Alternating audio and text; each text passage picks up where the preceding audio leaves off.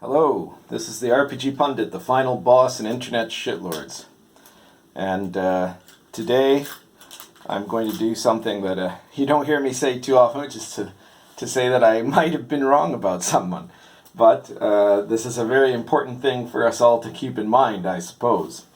But let's start at the beginning. So you have hopefully watched the previous videos, the last few in this channel, where I was talking about how, first of all, there was this explosion of the SJW D&D crowd in what's called the OSR.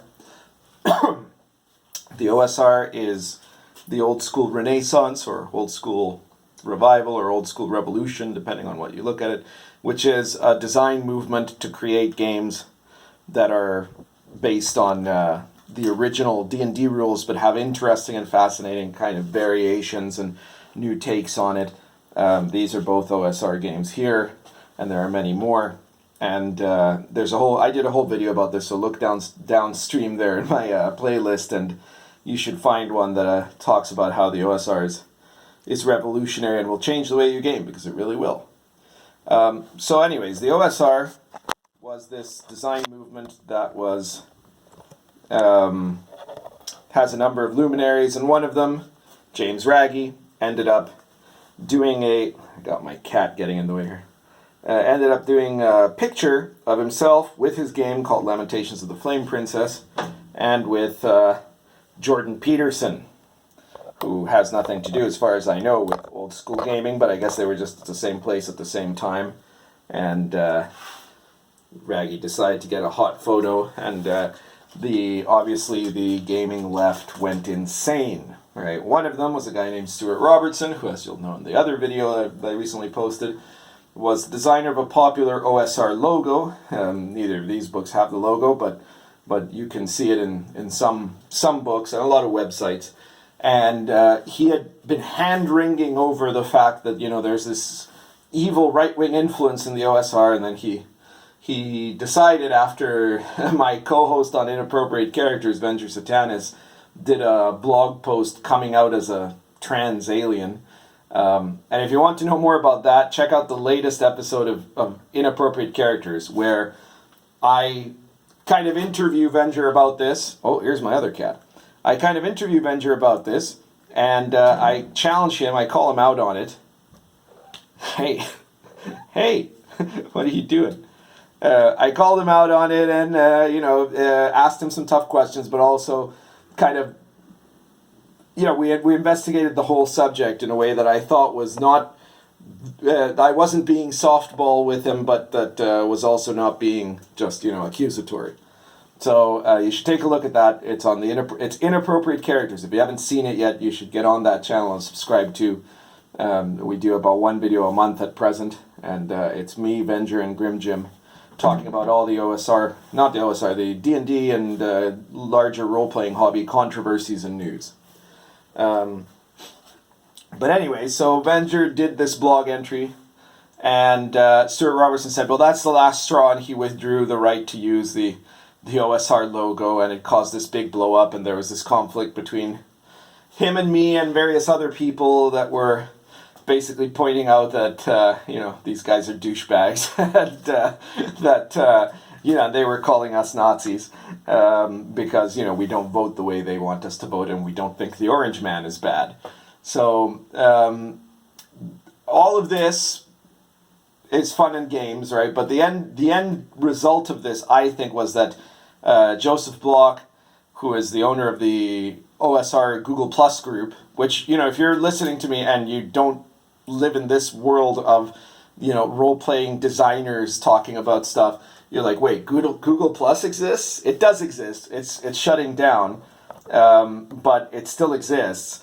And it was a very important place for people who are seriously into, the gaming hobby, especially the OSR, and especially, game designers and people like that all went to and used G+. For a long time, and the OSR G+ group was one of the key places for talk about the OSR. And Joseph Block moved to MeWe, and he shut it down, the Google Plus group, And I think he said that was just because, Google Plus is going to actually finally die in February. And so he said, we're just going to move now. But another part of it, I think, was that this conflict was something he wanted to try to avoid. Speaking of MeWe, if you're on that, if you don't know what it is, MeWe is like a social media network, similar in some ways to Facebook, Google Plus, and other such groups. But it's I've been checking it out more. I was very cautious at first about it. I like Minds.com a lot, but MeWe is another free speech social media app, and it's very obsessed with defending privacy and your privacy of your data and all that stuff. So if that sort of stuff worries you, MeWe is a good place to go. And there's a lot of the people from the gaming groups in the G Plus community that moved to MeWe. Ironically, because some of these SJWs at first championed it, thinking that it was going to be a place where they'd be able to control stuff. And I guess they didn't read up on their literature, because the owner of MeWe is, vocally speaking, fairly determined to defend free speech. And then they start telling people, no, wait, don't go to MeWe, but it was too late. So on there's a group called Dungeon Crawl Classics, which is the official, well, it's not the official, it's the free speech Dungeon Crawl Classics group. There's another group there that just calls itself DCC, that was started by an SJW who blocks anyone, kicks out anyone that he discovers has different politics from him. But if you want to learn more about Dungeon Crawl Classics, which is one of the best OSR games, and it's a thick boy, as you can see. It's an absolute unit of a game, and it's just fantastic. Crazy gonzo DnD.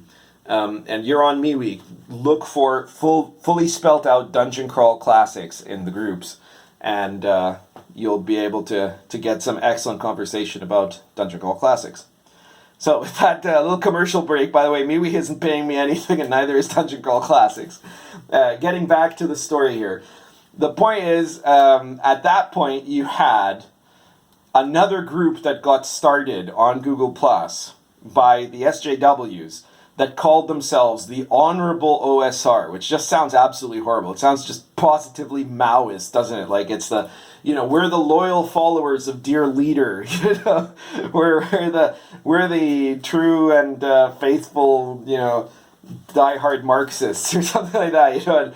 And this group set itself up immediately after the OSRG Plus group shut down, giving the impression that they were the successors. And they had explicitly said in that group that this is going to be a group that everybody who applies to join will be carefully vetted, and if their political ideology is wrong, then they're going to not be allowed in, right? And this is only a group for people who are thinking the political correct thoughts, right? Wrong think is not allowed here. And of course, it's a group where almost all the conversation is actually about leftist, regressive left politics, and and how to apply that to, or inflict that, I should say, on the role-playing world, and especially the OSR. It's not really a group about talking about gaming at all. It's a group for them to virtue signal to each other and to make plans when they think people aren't looking as to how they're going to attack different people that are their political enemies in the gaming hobby. Of course, I know about this because there's somebody in there who tells me stuff, right? Now, Vince Florio, who is the subject of this video, is not the person who's telling me stuff about what's going on in there. Well, to be fair, he did tell me a little bit, but he's not the guy. And he's a guy that in the most recent Inappropriate Characters, I kind of shat on because he was one of the moderators. He was the backup moderator after Joseph Block in the OSR G Plus group. And he went and joined this Honorable OSR group, which absolutely gave the impression that this was the official successor to the OSR group, right? That these guys were the chosen ones to go on and carry the torch until Google Plus shuts down, at least. And besides that, during this whole fight about the OSR logo and about Jordan Peterson, about all this stuff that was happening in the OSR group, I had the impression that I was getting my posts blocked, that they were being deleted, or that I was being judged against in this context in a way that was unfair. Where, the other side, you'd have Stuart Robertson literally claiming I was a member of the alt-right and a hate speech enthusiast or something like that. And he would be allowed to do that. But if I pointed out that, he was he was basically using an Antifa tactic and was trying to, to terrorize the OSR, my post would be blocked, right? And then posts that had nothing to do with any of that were being blocked, right? Like posts about, I did a blog entry about medieval college adventures. It had nothing political in it at all, and it was mysteriously blocked. And so I didn't think that Joseph Block was behind it because I know him, I know his principles. I didn't really know Vincent Florio, and I wasn't, I had seen some of what he was saying during this debate, where it felt to me like he was favoring that side, the Stuart Robertson side, the side of the SJWs.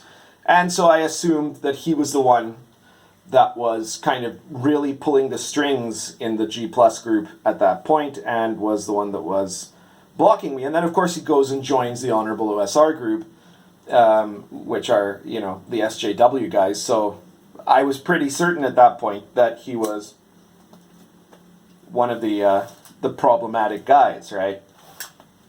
However, here's the thing, right? We have to be very careful not to end up alienating people who might not be what we're assuming that they are, right?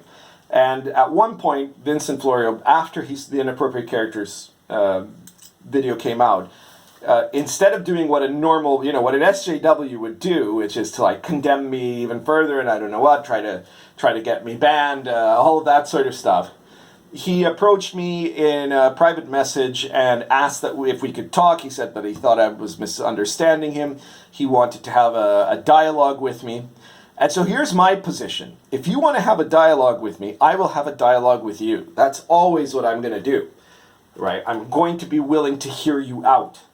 Now, as soon as it's clear that you're not trying to have an actual dialogue, then that stops, right? And then take it, if you're trying to contact me in private to argue something that it's very clearly, that there's really not any point in arguing because you're not actually making an argument in good faith, then we might as well be having this debate in public, because I will want to humiliate you about it in public. But if you really want to, outside of the public eye, try to explain yourself or try to change my mind, then sure, I'll do that. That's, because we have to be open to that kind of thing, right? We have to have that sort of perspective. We can't be the ones who are monolithic in our thought, right? And Vincent, to his credit, had wanted to have an actual dialogue, right? And what he told me is that he wasn't the one, he didn't think that he was the one that was blocking anything. Joseph Block at this point claims that the blog entry that was not political was probably just blocked as a mistake or caught by a spam thing or something like that. I'm going to be willing to believe them because I will always give the benefit of the doubt once, right? In Joseph's case, I know him very well. I know what he's like. I don't think that he would be lying to me. And in the case of Vincent, he sounds sincere, right? And he explained that he went on the Honorable OSR because he was hoping to provide some kind of a moderating influence to that group. And I said, well, if that's true, then why don't you join the OSR group I'm going to start on Google+, which I'd just been starting that same day that he came to me. And this group is called, in honor of a blog post that Venture did, the Inglorious OSR. So if you're on Google+, do a search for that group, the Inglorious OSR. We don't go around having political litmus tests for you to join this group. We're there mainly to talk about gaming. It's a free speech group. It's the real heir to the original OSR group. And Vince Florio said right away, yeah, of course I'm going to join that group. And he did. So he's there, and he's one of the Inglorious OSR now. He's happy to be there, I think. He's been chatting. We've built up in the first 2 days. We got something like 48 members, which for a dying social media network like Google Plus is not bad. Some good conversation is building up there. And, I get the feeling that this is not going to end well for the SJW crowd, right? Because also, when we're done, in February, when Google Plus is done, then I'll ask the guys, do we want to move this? Do we want to do this in MeWe or not? Or are we just all going to stick with the MeWe OSR group or whatever? Or Minds, there's already OSR Minds in minds.com, which you should also check out if you're on Minds. But the other guys have nowhere to go, right? They're done. They're done when that happens, and that's it. They can go hide on Discord with the rest of the Discord OSR gang, right? Which I know are out there, and there's somebody there that tells me stuff too. So, anyway, the main point of this video, because I know that for a lot of you who might be listening, and you're probably just not listening anymore at this point because I've been talking about it for 15 minutes, so this might be outside of your area. If you're a newbie to DnD, the OSR might be outside of your area, in which case, by all means, check it out, because the OSR is excellent.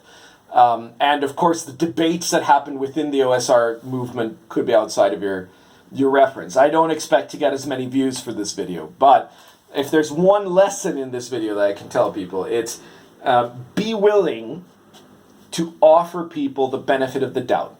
But I will say this, offer it once, right? We're not suckers either, okay? Because Vince Florio, he's told me that I got him wrong. I'm going to believe him. I'm going to believe that I got him wrong. So far, it looks like I did. It looks like I misinterpreted a number of things, and so I'm owning up to it right here and right now, that it seems that that's what happened. But if then it turns around and, it turns out to be different, well, that's it. You get one chance, right? I'm going to give you one chance, just like in the RPG site, you get one warning and then you're banned, right? Because we're not going to be doing this little thing where you get to play innocent and then you go full SJW again, and then you suddenly ask, you say you ask forgiveness and try to move on and then repeat, right? There are people out there that are full-bore SJWs, and there are people that have just been influenced by their ideas and are still trying to figure things out. And if those people, the latter group, if we reject them outright, then we're conceding the ground, right? So you don't want to do that. You want to be able to give people the chance, to sit and reason with us, right? And to have the opportunity to change their minds, right? I mean, for craft's sake, look at Venger, right?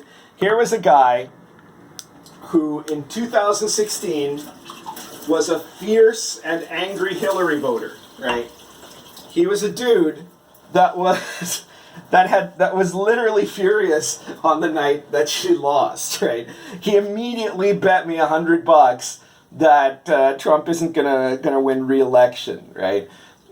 He was a dyed-in-the-wool Democrat, right? And over the last couple of years, as he's been seeing what happened as a result of that, Trump hysteria syndrome, and as he's been watching the ever-increasing fanaticism and the ever-increasing demands of the SJW movement in pop culture, he's now gotten to the point where he can't call himself a Democrat anymore. He said it, right? So people can change.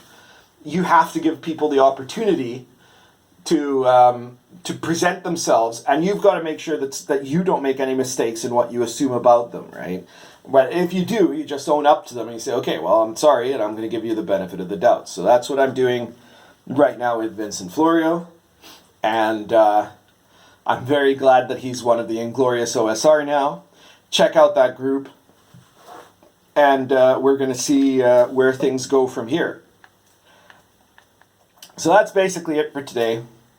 If you like this video, or you like any of my other videos, even if you didn't like this one, then please subscribe, hit the notification bell, and especially be sure to support me on Patreon. If you support me on Patreon, I'll make videos more often, I'll do live streams more often, and I'll generally dedicate more time to this if you want more conversation, more news, more exciting controversies in the D&D world.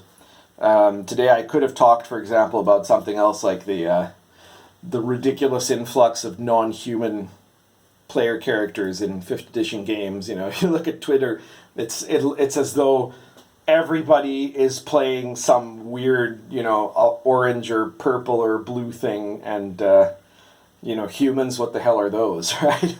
But instead I talked about this because it was important. And yeah, so support me on Patreon. If you don't use Patreon, go to my blog, and there's a PayPal button there, and support me on PayPal. And mostly be sure to share these videos wherever you think people will have an interest in them. This video in particular will probably only be interesting to people who are already in the OSR, or people who want to hear the pundit admit he might have been wrong, right? Which is not a super common thing, but when I am, right? And I'm going to be honest about it. I think I was wrong about Vincent. I hope I was wrong about Vincent. And I hope that he is going to be a decent kind of guy to have around in the Inglorious OSR. So we need to do that. We need to try to make friends with the people that are kind of in the moderate field, and make sure that they're not turning on us because of the other side's propaganda, and also that they're not turning on us because we become the sort of purists that we hate in the SJWs. You can't have purity tests on this side. If you're on the free speech side, you can't have the purity tests, right? You have to say, well, okay, we can disagree about certain things, but if we agree about free speech, then we can have some kind of dialogue, and we can have common goals, right? So that's pretty much it, and we'll see you next time. Currently smoking Lorenzetti Volcano with Morning Drive.